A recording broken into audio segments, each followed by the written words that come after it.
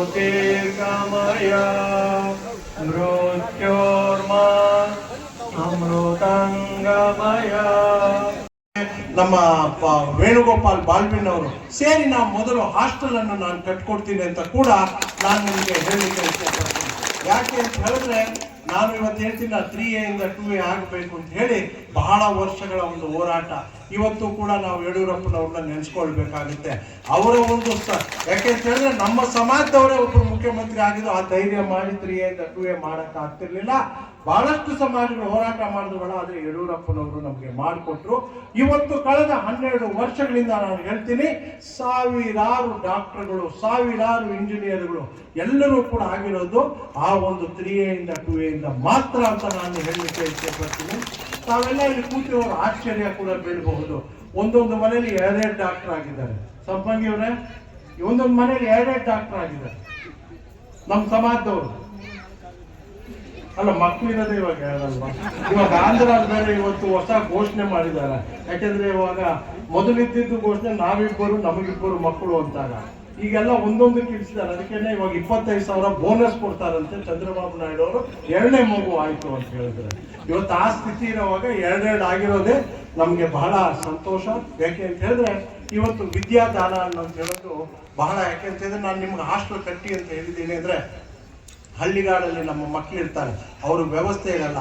ಅಂತ ಮಕ್ಕಳನ್ನ ನೀವು ಕರ್ಕೊಂಡು ಬಂದು ನೀವು ಓದಿಸಿ ಅವ್ರಿಗೆಲ್ಲ ವ್ಯವಸ್ಥೆ ಮಾಡಿಕೊಟ್ರೆ ಆ ಮಗು ಏನೊಂದು ವಿದ್ಯೆ ಕಲಿತದೋ ಅದನ್ನ ಮುಂಬರುವ ದಿನಗಳಲ್ಲಿ ಅದನ್ನ ಮಾರಕ್ಕಾಗಲ್ಲ, ಅದನ್ನೆಲ್ಲ ಎತ್ಕೊಂಡೋಗಿ ಆಡಾಡಕ್ಕಾಗಲ್ಲ. ಅದು ಜೀವನದ ಕೊನೆಯವರೆಗೂ ಕೂಡ ವಿದ್ಯಾದಾನ ತಾವು ಕೊಡುವಂಥದ್ದು ಸಂಘ ಕೊಡೋದು ಇರುತ್ತೆ ಅಂತ ಹೇಳ್ತೀನಿ. ಅದಕ್ಕೆ ನನ್ನ ಸಂಪೂರ್ಣವಾದ ಒಂದು ಸಹಕಾರ ಇರ್ತದೆ. ತಾವು ಮೊದಲು ಜಾಗವನ್ನು ತಗೊಳ್ಳಿ, ಖಂಡಿತವಾಗ್ಲೂ ನಾನು ಯಾವತ್ತೂ ಇರ್ತೀನಿ.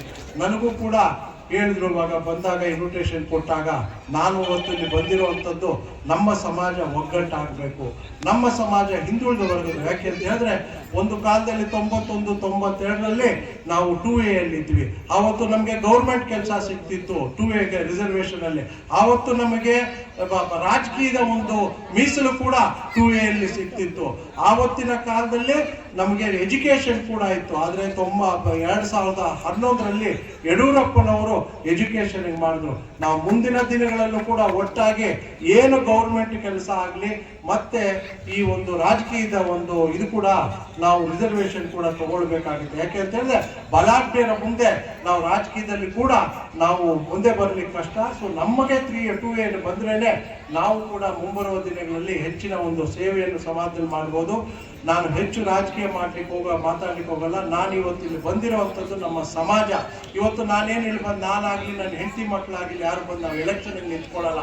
ಆದರೆ ಸಮಾಜ ಇದೆ, ಆ ಒಂದು ಸಮಾಜದಲ್ಲಿ ಹುಟ್ಟಿರೋದಕ್ಕೆ ನಾನು ಋಣ ತೀರಿಸಲಿಕ್ಕೋಸ್ಕರ ನಾನು ಇವತ್ತು ಬೆಂಗಳೂರಿನಿಂದ ಇವತ್ತು ನಾನು ಬಂದು ನಿಮ್ಮಲ್ಲಿ ನಾನು ಇವತ್ತು ಈ ಕಾರ್ಯಕ್ರಮಕ್ಕೆ ಬಂದಿದ್ದೀನಿ. ಇವತ್ತು ಭಾನುವಾರ ಕೂಡ ನಾನು ಆನೇಕಲ್ಗೆ ಹೋಗ್ತಾ ಇದ್ದೀನಿ, KR ಪುರಂಗೆ. ಯಾವುದೂ ಕೂಡ ನನ್ನ ಒಂದು ಮತಕ್ಷೇತ್ರ ಅಲ್ಲ, ಆದರೆ ಸಮಾಜದಲ್ಲಿ ಇವತ್ತು ನಾವು ಹುಟ್ಟಿದ್ದೀವಿ. ಹುಟ್ಟಿದ ಮೇಲೆ ನಾವು ಅದಕ್ಕೆ ಋಣ ತೀರಿಸಬೇಕು. ನಾವು ಸಮಾಜಕ್ಕೆ ಯಾರು ಇವತ್ತು ಕಟ್ಟ ಕಡೆ ಒಂದು ನಿಂತಿರ್ತಾನೋ ನಮ್ಮ ಸಮಾಜದಲ್ಲೇ, ಅವನಿಗೆ ನಾವೆಲ್ಲರೂ ಕೂಡ ದೇವರು ನಮಗೆ ಕೊಟ್ಟಿದ್ರೆ ಅದನ್ನ ಮಾಡಬೇಕು. ನಮ್ಮ ಕೈಲಿ ಯಾವ್ದು ನಮ್ಮ ಕೈಲಾಗಲು ಸರ್ಕಾರದ ಕೈಲಿ ಮಾಡಿಸ್ಬೇಕು, ಅದೆಲ್ಲವನ್ನು ಕೂಡ ನಾವು ಒಗ್ಗಟ್ಟಾಗಿ ಮಾಡಬೇಕು.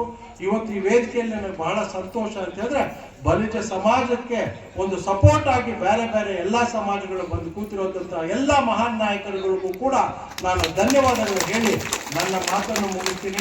ಹಾಗೆ ಸಭೆಯಲ್ಲಿ ನಾನು ತಮ್ಮೆಲ್ಲರ ಒಂದು